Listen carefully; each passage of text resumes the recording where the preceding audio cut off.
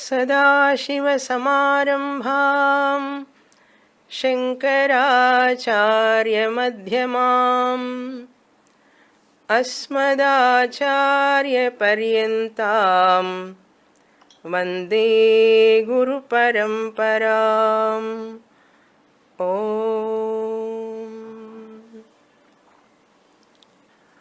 षोडश samskaras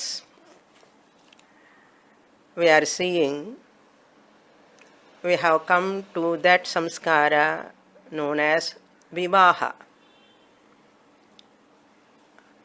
Vivaha can be known as Udvaha or Kanyadanam or Kalyanam. I gave the meaning of these four names in the last class. And Brahmachari has to enter the Grihastha Ashrama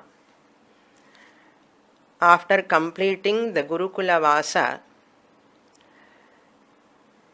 So individual has to stay either in one or the other ashrama.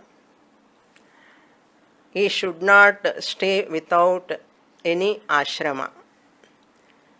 Either Brahmacharya ashrama or Grihastha ashrama or Vanaprastha ashrama or Sannyasa ashrama. When we are hearing these samskaras, we are listening according to our tradition. The concept of marriage in our tradition. When we are listening to these samskaras, especially Vivaha, we should not compare to our present days of marriages. Whether to follow same way or to compromise. If we compromise, how much extent we have to compromise? Whether to compromise or not to compromise, this is not our subject matter.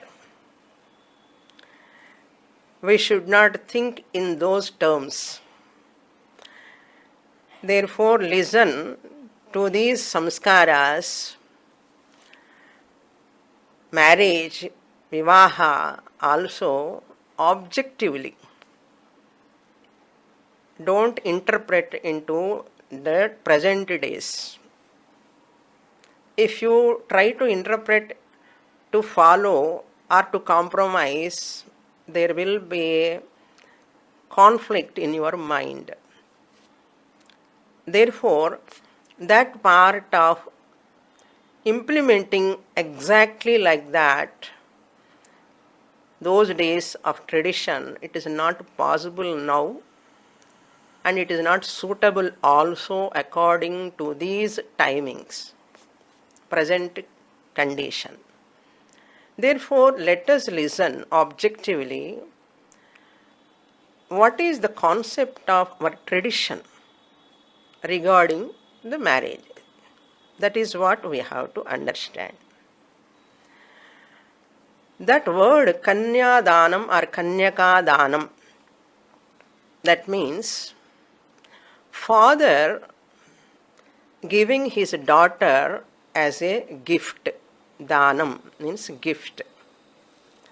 Giving as a gift to that boy who is qualified enough to receive that danam. That means while any danam when we are doing, there is a data who is giving that danam, data, and there is a receiver, the one who receives that danam, that second person, and the gift that which is given to that receiver by the giver. So three are involved here in Kanyaka Danam. The giver of that Danam and the receiver of that Danam and the gift. which dhanam he is giving. So father is the giver. The boy who is going to marry is the receiver of that girl. The girl is the gift. So three are involved in Kanyaka Dhanam. While giving this girl as a gift to that boy, this Data, the father who is giving her as a gift, he must see that the receiver of this Dhanam, the boy, must be qualified enough to keep this girl, to take care of this girl as his wife throughout life. He should not give that dhanam, that girl, to anyone. Just like giving a garland in the hands of a monkey, it spoils the garland, the flower. Therefore, the father has to see that receiver of that kanya, the girl or daughter, must be ideal person, righteous, good conduct, who is having that dharmic lifestyle. All these the father has to see, and then only has to give her as a dhanam. Apatra dhanam should not be done. Second condition is that father should not take anything in return from that boy when he does any dhanam. That girl as a dhanam, he should not ask the boy to give some money or anything. Because if you ask money from that boy, it cannot be called as dhanam. Dhanam is that which has to be given freely. In return, one should not ask anything in return. That is called dhanam. How this Kanyaka Dhanam, the word we use, very loosely we use. But see the significance of this Kanyaka Dhanam word. Very, it's having very involved meaning, deep meaning. So father has to, it is, they talk about that Kanyaka Dhanam is it gives a lot of punya to that father. That's why while giving the daughter to that boy, the receiver, he has to think a lot and give dhanam, his daughter, without expecting anything in return from that boy. This is the second condition. And another point is, disturbing point is this: when we are giving any dhanam, we keep tambulam. And that tambulam we keep some money. We should not give any dhanam without tambulam and dakshina. So what this father does, when he is giving the daughter as dhanam to that boy, and he puts tambulam also in one plate, and a gold coin or silver coin, something he has to put in that. So that is called dakshina. Without dakshina, dhanam should not be given. This is our culture, parampara, tradition. So when you want to give a dhanam, you have to give tambulam. In that tambulam, you have to keep a little bit gold. If gold they cannot keep, they can keep some silver coin like that. That is the achara. Then what happened later, this gold coin, what he is putting as dakshina, it has turned its face into vulnerable situation called varakatnam.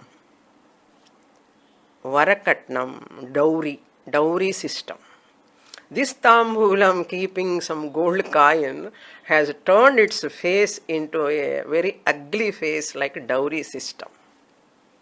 In our tradition, there is no dowry system at all. They are not supposed to ask. Whatever father gives to that girl, that is called Stridhanam. Husband chants some mantras. Whatever your father gives in that tambulam as dakshina to me, that is Stridhanam. It is the wealth of that girl, not belong to the boy. That was the opinion at that time while giving dhanam, dakshina, that is given. Now it turned as varadakshina, then that varadakshina named as a dowry system, varakatnam, and a lot of problems are arising because of this varadakshina, where the tradition was, where people are now.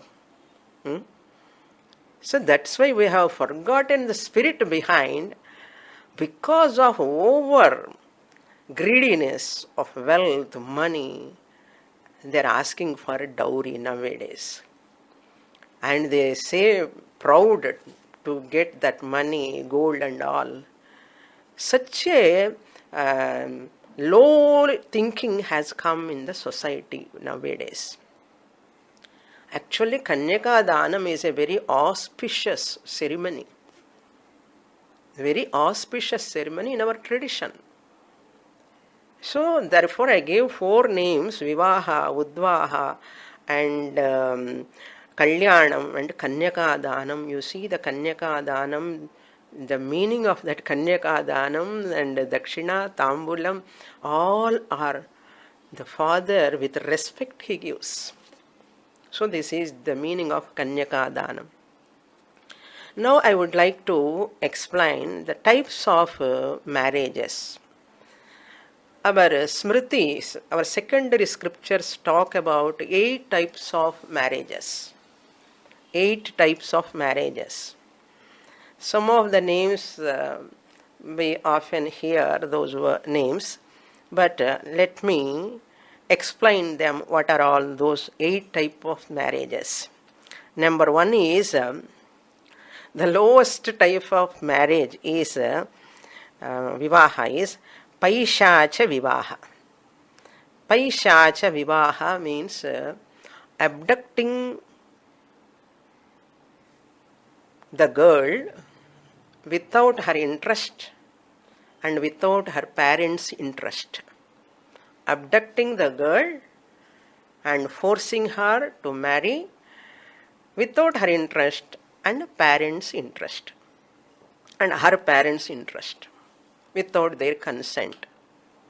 Neither her consent is there or parents' consent is there, but the boy want to marry her by abducting her. This is called Paishacha Vivaha, the most lowest marriage. This is outright prohibited by our Shastra. Number 1. The second type of marriage is Rakshasa Vivaha. Rakshasa Vivaha also, there is an act of abducting the girl, but girl likes, there is consent from the girl but not from the parents. So parents are not permitting her to marry, but this girl wants to marry, so that boy abduct her, take her. So this is called Rakshasa Vivaha, second type of marriage. Then third type of marriage is called Asura Vivaha. Asura Vivaha is that father gives his daughter in return to lot of money. Suppose that boy side, they give lot of money, this father gives that girl to them. considering it is good for girl, but it is good for him but not for girl. He takes a lot of money from that boy's family and gives that girl. They call it as Kanya Sulkam, like that, taking money and giving the girl to that boy is, they call it as Kanya Sulkam. This Asura Vivaha, this is the third variety. This is also not ideal. Then fourth type of marriage is Gandharva Vivaha. Gandharva Vivaha, the boy and girl love each other without parents' consent. That's what happening many nowadays. The boy and girl love each other without parents' consent. They marry. This is considered also as inferior marriage according to tradition. Gandharva Vivaha. So this second, third and fourth, these three types of marriages are accepted for Kshatriyas, not for all. That is Rakshasa Vivaha, Asura Vivaha and Gandharva Vivaha is allowed and accepted only for Kshatriyas, Rajas, kings, not for all. Now, according to Shastra, there are four types of marriage. Above four are not Shastra Vihitam, but allowed for Kshatriyas, 2, 3, 4. First one is not at all allowed, accepted. Now let us come to the fifth type of marriage. Daiva Vivaha. Daivam Vivaha means the girl is given to a priest. When a priest comes and does yajna, yaga, big ritual, then that Yajamana gives his daughter to that priest. This is called Daiva Vivaha. Still it is not superior. Even then, this is also allowed in Shastra. Then sixth type of marriage is Arsha Vivaha. Arsha Vivaha. This Arsha Vivaha means by giving some money or gold to girl's father, by giving some money or gold to girl's father and getting married that girl. So this is what we say Kanya Sulkam. So this is called Arsha Vivaha. Then the seventh type of marriage is known as Prajapatya Vivaha. Prajapatya Vivaha is that girl's father put a condition. In this Prajapatya Vivaha, girl's father put a condition, like in Shantanu Maharaja, when that marriage taking place. What is the condition put by the father of that girl? May you, both of you want to get married, you have to get children, you have to bring up children, you have to take care of your children. That is the condition. That is the condition in Prajapatya Vivaha. The girl's father demand that. If you want to get children only, you get marry my daughter. Otherwise, I am not going to give. And my grandchildren, they have to be taken care of. They have to come up. You have to bring them up. That is the condition in Prajapatya Vivaha, seventh type of marriage. Now the last one is Brahma Vivaha. Brahma. This is the most ideal accepted Vivaha. Here the boy side, the family people come to the girl's house and ask for the girl. We want your girl, please give your girl for our boy to get married. This is called Brahma Vivaha. This is the most ideal marriage. That means the boy family has to come and ask the girl's father, please give your girl for our family. Now you see how much respect is there. So that is the ideal vivaha. Then this Prajapatya vivaha is ideal, most ideal vivaha and accepted by Shastra. And Brahma vivaha, Prajapatya vivaha, Daiva vivaha and Arsha vivaha accepted by Shastra. Gandharva vivaha, Asura vivaha, and they are all accepted only for Kshatriyas. Then Paishacha vivaha is condemned. These are the 8 types of marriages and how they are accepted, how they are denied in our society, you can understand. Now let us go to the next topic, that is purpose of marriage. Purpose of vivaha. Now, purpose can be fourfold.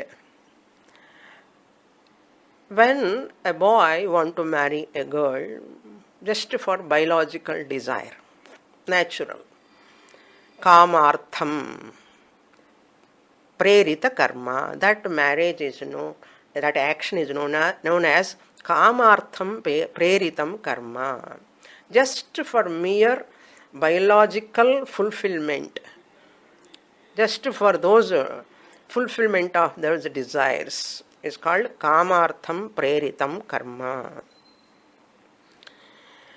And the next one is arthartham preritam karma. That marriage can be an action for wealth, for security, to take care of my property later, who will take care of my children. So I have a lot of money, house, land, so many things are there, gold, who will take all this tomorrow? So let me marry and have a children. So arthartham preritam karma vivaha. So first one is kamartham preritam, second one is arthartham preritam. Artha means wealth, any type of wealth. Now you see the first one, kamartham preritam karma, just for biological fulfillment sake, a person marry both of them, girl or boy, both of them marry mutually. We call it as pasu pravritti rupa vivaha.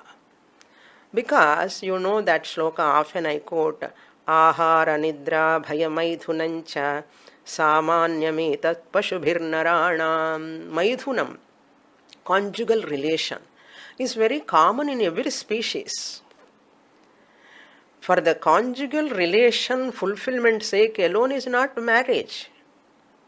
That's what animals, birds are doing. Maidhunam.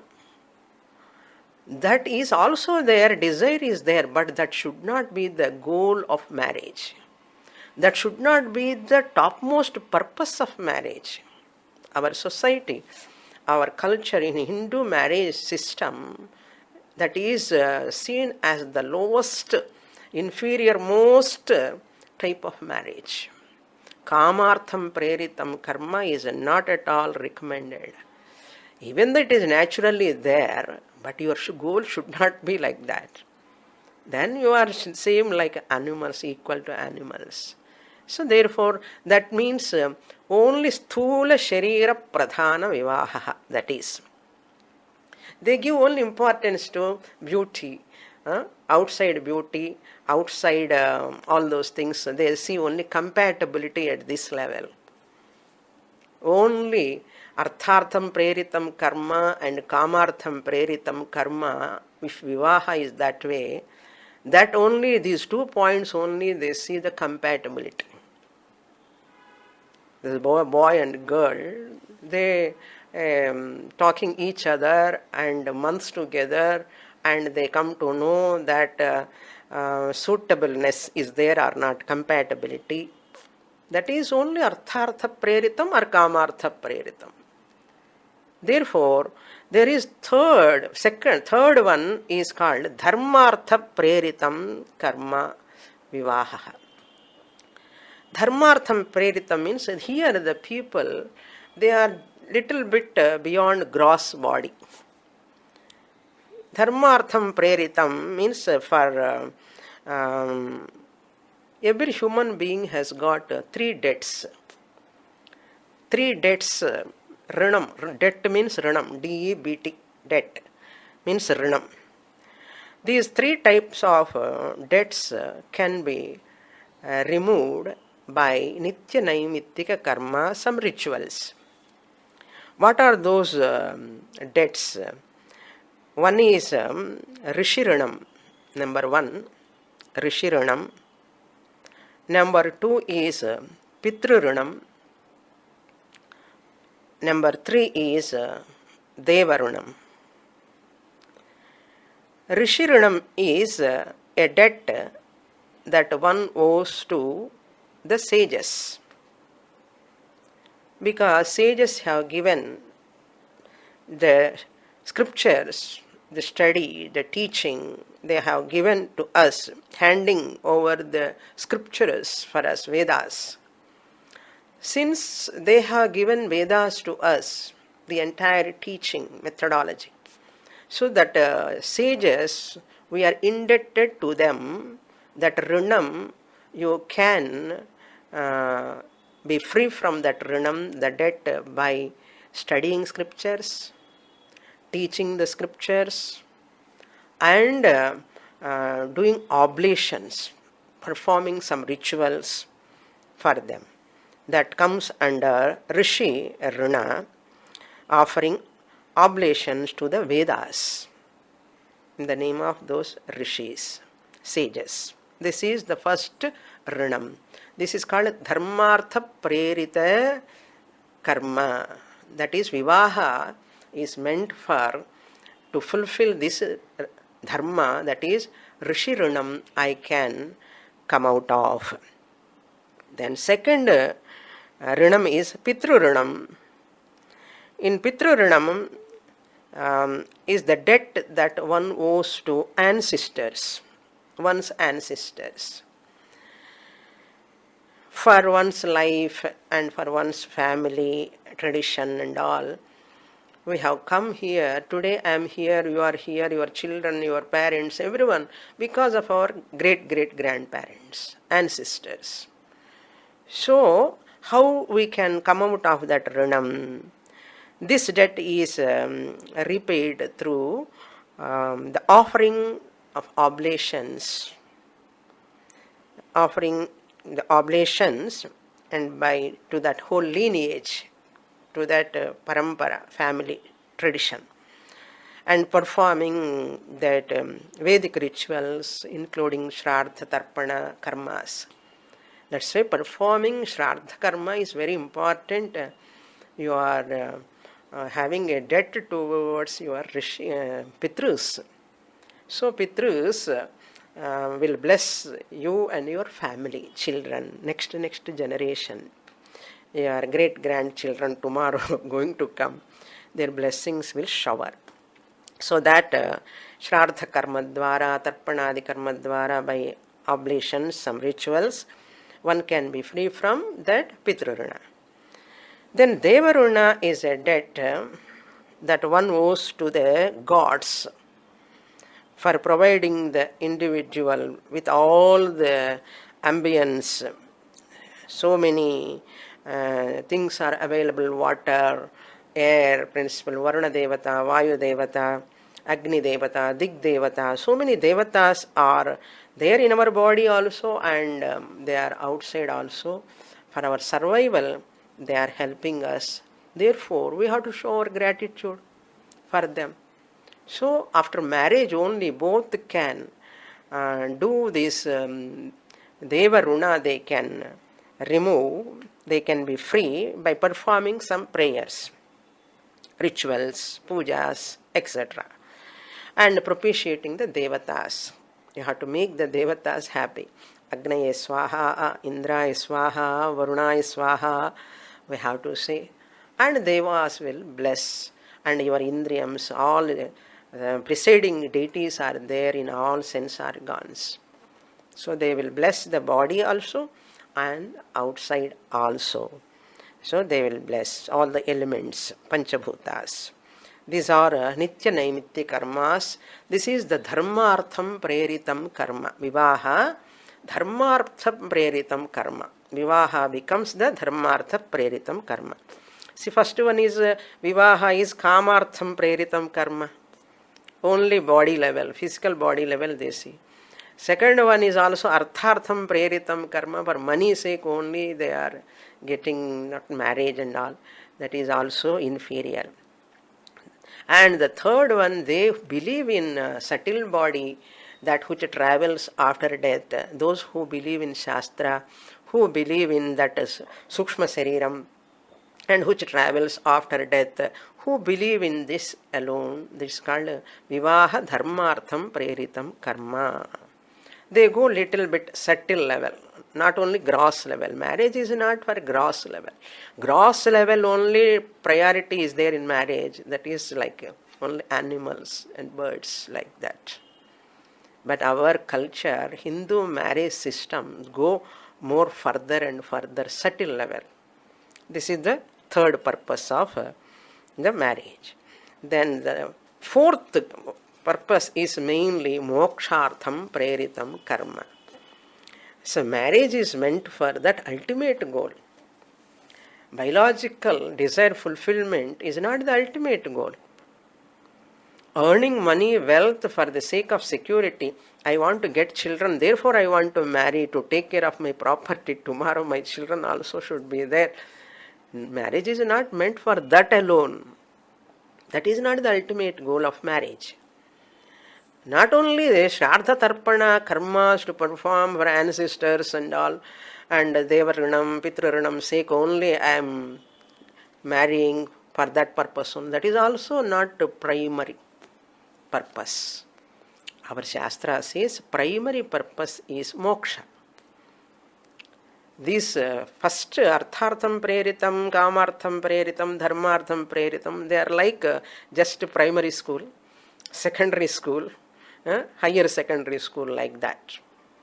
Now you tell me you want to sit in that only. One has to come to college and one has to get gold medal. That is called moksha.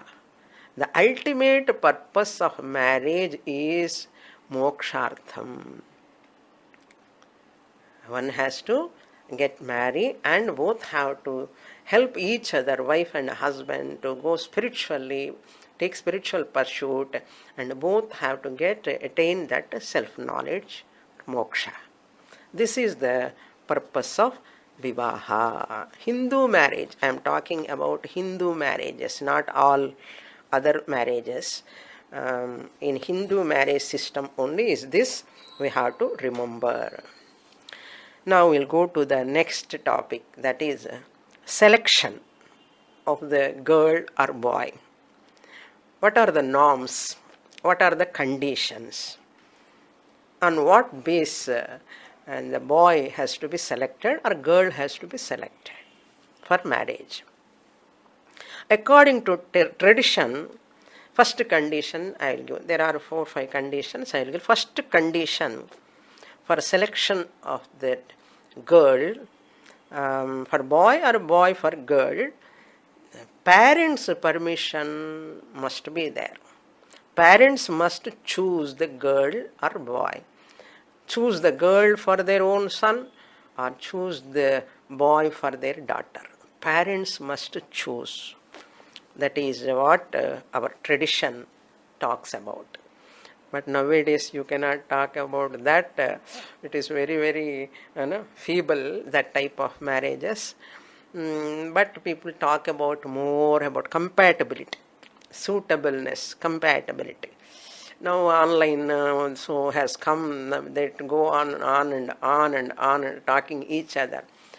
What you like ice cream, or you like cricket match, what type of dress you like, what type of movie you see, like these all questions they talk each other, and their likes and dislikes, both of them want to know each other, and their future plans, they go on and on and on, talking each other for months together to know their compatibility. And girl comes to a conclusion, or boy comes to a conclusion, now this girl is so suitable to me, I love her. And this boy also says that, both of them go on sharing each other. This is what going on nowadays. But Shastra says, how do they know the psychology of each other? Can you know a person to select for lifelong? You have to live, especially in our Hindu marriages, you have to live lifelong with that person.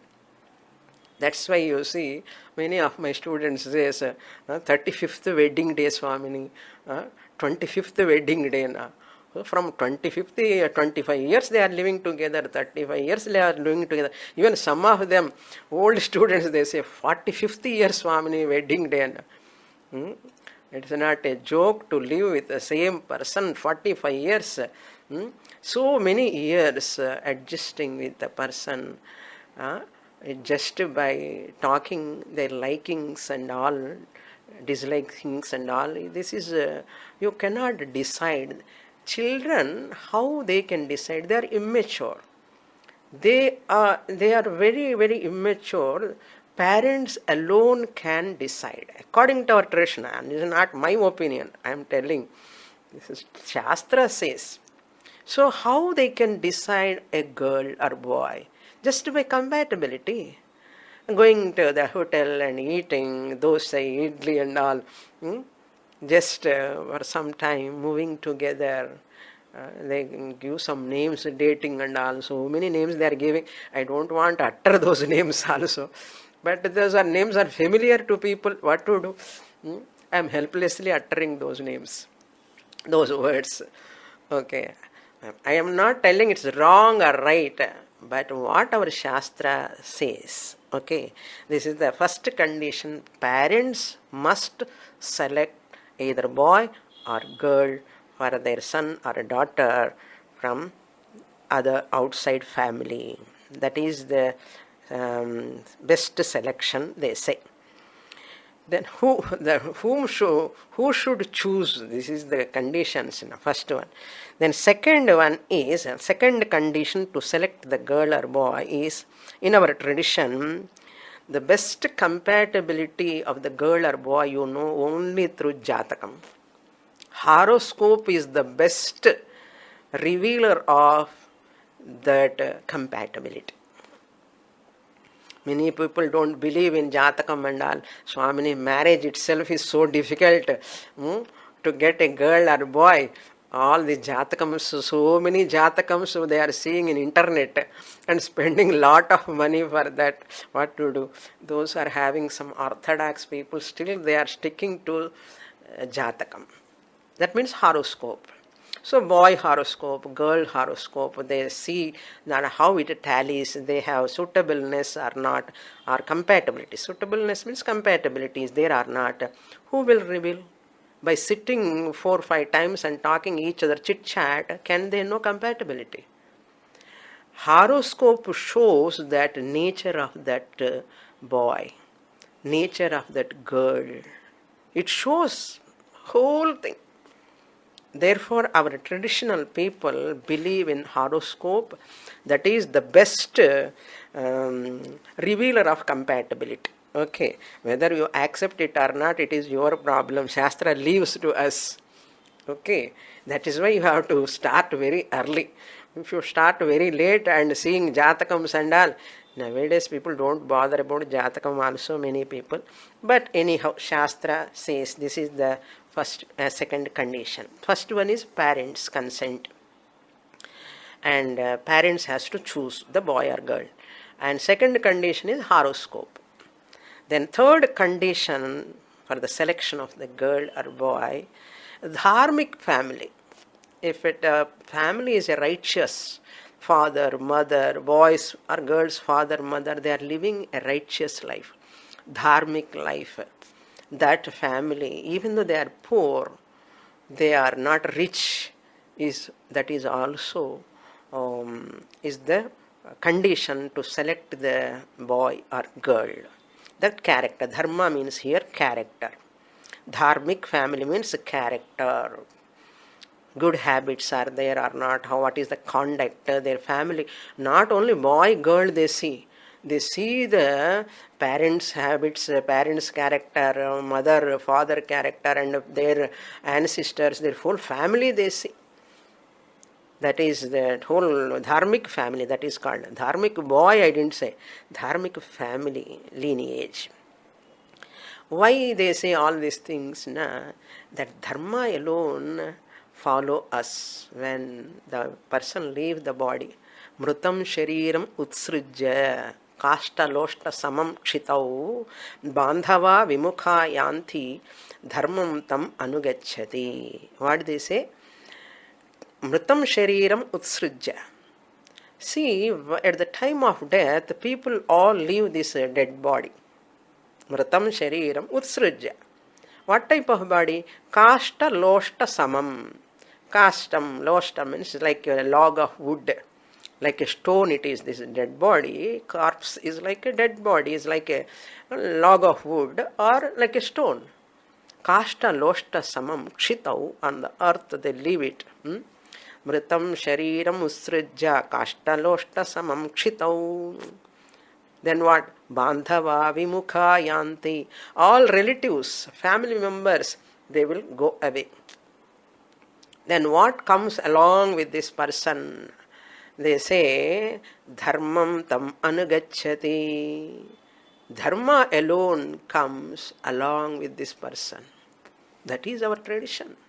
Therefore, never give too much importance to the color, complexion, height, weight, hair. All these things and all, they have never seen. That's why without seeing the girl, boy, they used to get married those days. Those days, they never see each other. Only at the time of marriage only they see. Why? External look is immaterial for those ancestors. For them is character is most important, traditional dharmic family. That alone gives peace, because wealth and beauty, all these are temporary, ashashvatam. How long we enjoy that beauty? Maximum 10 years, 20 years. Afterwards, everyone become old. So, you cannot enjoy either wealth or pleasures or this youth for a long time. You see how ancestors are so intelligent enough. How they are intelligent enough? They followed Shastra. Understand? They are intelligent because they followed Shastra. Now, we do not know what is Shastra. Where is the question of following? Understand? So we are far away from our Shastra. Means not Vedanta class I am talking. Shastra means Vedic injunctions. What is good, what is not good. These are all given in Shastra, Dharma Shastra. Yajnavalkya Smriti, Parashara Smriti, Gautama Smriti. All these, if you have not studied, at least ancestors, elders in the family, let us follow that parampara. We have to respect the elders' words. But nowadays, girls or boys, they are not interested in elders' decision. Maximum, not all boys and girls, but some of them. So, our ancestors know Shastra, they followed those conditions, and they bring up their children also in that tradition only, with that disciplines only. That is why easy for them to guide the children, to order the children. For Ashashvita, Shariram, young youth, beauty, all these are temporary. Money is temporary. If you go for beauty and money alone, you see how many families are disturbed now. How many single ladies are living and how many single boys are living. This was not there olden days. Now boy is afraid of marrying a girl. Girl is also afraid of marrying a boy. That is the condition. Present situation. So lot of diverse cases. We have never heard those diverse cases and all. Very, very rare. Not at all there, we can say. So unimaginable. So this is the third condition. So dharmic family. Then fourth condition is very, very difficult for follow for present day people, but I am presenting the Shastric view. Savarna, same caste girl or boy one has to marry. Savarna means the same caste. Brahmana boy, Brahmana girl, Brahmana girl, Brahmana boy. Kshatriya girl, Kshatriya boy, Kshatriya. If I talk loudly, you say outside, they will arrest me now. Okay. But Shastra talks about Savarna because if you marry in the same family, same Varna, Achara, Vyavahara is very easy, very, very amicable. They can go smoothly, very easily they can adjust without any difficulty. Achara, Vyavahara, from food habits onwards, talking, moving with the people, all these are in Savarna, that means the same caste, it is easy for Achara, Vyavahara. So that is the idea for the same caste, Savarna. This is the fourth condition. Better to marry in a same caste, same Varna, it is ideal. Okay. Don't ask me, is it your opinion, Swamini? Don't ask me. Okay, I told you already, this is Shastra opinion, tradition opinion. And one has to. So, based on their qualifications. So, whether Savarna means to follow certain rituals. Tomorrow, children have to follow certain rituals, marriages, so many things they are involved. Which religion? In different religions, Kulantara Vivaha, they talk, inter-caste marriages, inter-religious marriages are also have come. So all these are all heavy nowadays.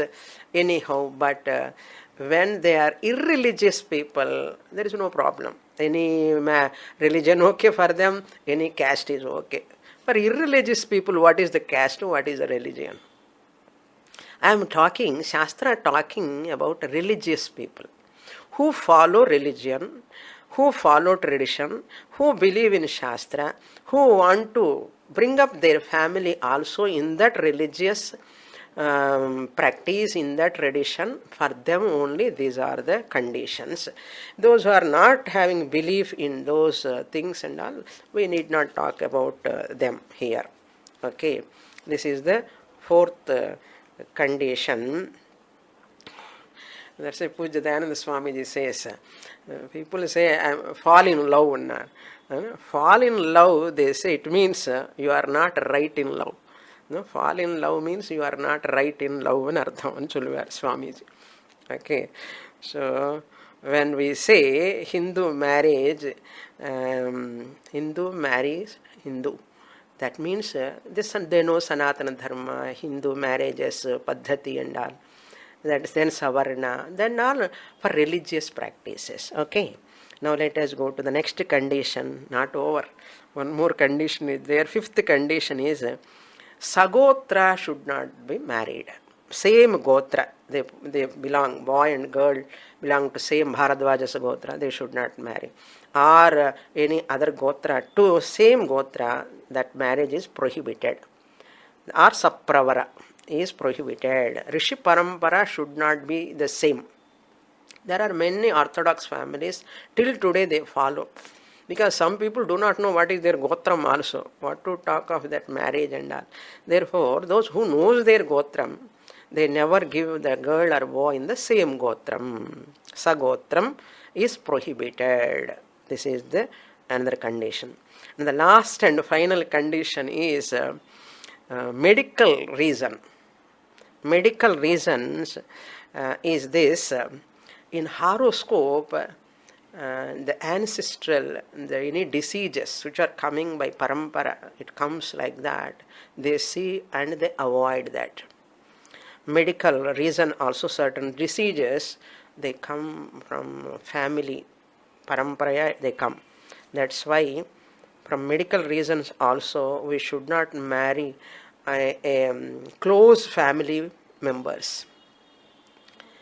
I have seen many cases like that. Those who marry the same families, means brothers, aunts are giving to one's own brother, her daughter, she gives her own brother, or giving aunt's son or aunt's boy, like that they marry. All these and all, they are not advised according to Ayurveda. Because prone to get a lot of complaints at physical level, mental level, there is a possibility. That is the last condition. Okay. Now how to choose the girl or boy, how difficult you see. Now, okay, let us go to the next topic, next point. Age factor. At what age the girl or boy has to get married? This is also another controversial issue. Okay, let us see objectively. Now, this one shloka says in Smriti, if you fix this age, so and so age is ideal age for girl or boy. Say, what is the aim of saying that? We have to see that. And we should not, one more point I forgot to tell you, in Kulantara Vivaha, if you don't accept intercaste marriages, you are not broad-minded, people say. And they blame also nowadays. Kulantara Vivaha, intercaste marriages, you have to encourage. And advertisements are also coming, so many advertisements. And they think if anyone won't accept Kulantara Vivaha, intercaste marriages, interreligious marriages and all, still you are narrow-minded, you are not having broad mind and all, they will criticize the people.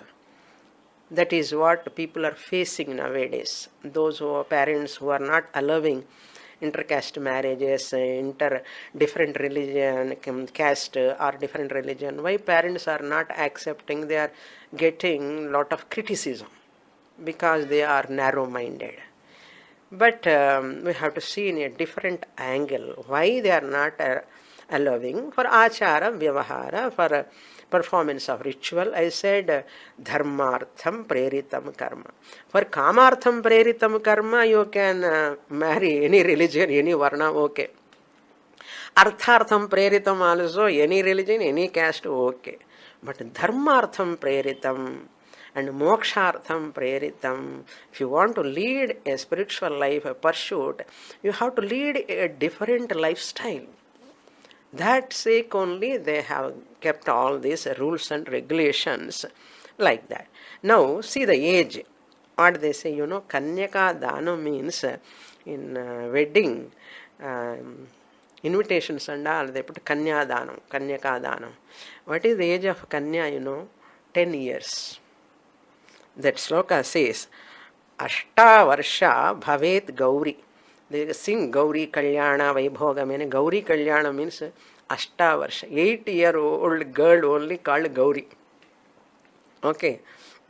But 30-year-old lady or girl we cannot say. Lady is going to marry and sing Gauri Kalyanam, they say. How can Gauri? Okay. Ashta Varsha Bhavet Gauri. Nava Varsha tu Rohini. Dasha Varsha Bhavet Kanya. So Kanya means a 10-year-old. That Kanya Danam has to be done at the age of that girl, 10-year-old girl. At that age only Kanya Danam has to be done. This is Shastra's rule. Okay. But it comes under what? Child marriage. But child marriages were prohibited by Raja Rammohan Rai. Attacked by Raja Rammohan Rai. He was a very great revolutionarist who first abolished these child marriages. Raja Ram Mohan. That's why there is a lot of clash and quarrel between the traditional people and this type of people. Even in North India, some interior villages and all, they do still child marriages. And government people will come and they stop that marriages that is going on. So, health point of view also, marriages, which there are two slokas in Manusmriti. The age of the girl is mentioned in Manusmriti, in the 4th chapter, 1st verse. See, if marriage is too late, suppose, there is a lot of difficulties if it is late. Therefore, Manu says, human life is divided into 100 years, suppose. One human lifespan is 100 years. Now what he says, first 25 years bachelor, second 25 years, next quarter is Grihastha-ashrama, third quarter is Vanaprastha, fourth quarter is Sannyasa-ashrama. This we know that we are seeing in our Uddhava Gita class also. Now Manu says in a sloka, Chaturtham Ayusho Bhagam Ushitva Adyam Gurau Dvijaha. So 25 years the boy has to spend in Gurukula. 8 years he goes to Gurukula and lives with the Guru, and by that time he becomes 20, 22 like that. And Chaturtham Ayushaha means maximum 25. Dvitiyam Ayusho Bhagam Kritadaro Grihe Bhaved. At Dvitiya means maximum at the 25 one has to enter into Grihastha-ashrama. 25 to 50 is a Grihastha-ashrama. Then what? In 6th chapter, 33rd verse, he says, Vaneshu cha vihrityaivam tritiyam bhagamayushaha. Tritiyam ayush means 50 years to 75. He has to spend in Vanaprastha ashrama. So 25 years Grihastha ashrama he has to live. Chaturtham ayusho bhagam tyaktva sangan parivrajayet. After 75 years, one has to leave their family relations and all. One has to take asceticism and sannyasa. So, leading for sannyasa ashrama and moksha prapti. All these are given in Manusmriti. The health point of view also, early marriages accepted to Ayurveda Shastram also says these early marriages are ideal for childbirth and mutual understanding of girl and boy. So this Kanyadanam, the 10th year father does, and the boy age nearly 20 to 20 years, 22 years. Because he has completed his Gurukula, he has studied Dharma Shastra, and he knows how to handle things and all. Dharma, he knows everything. So, marriage for girl is a Upanayana like. Understand? Vedic wedding is like a Upanayana. Upanayana we saw for a boy. Elaborately we saw for a boy how they do Upanayana.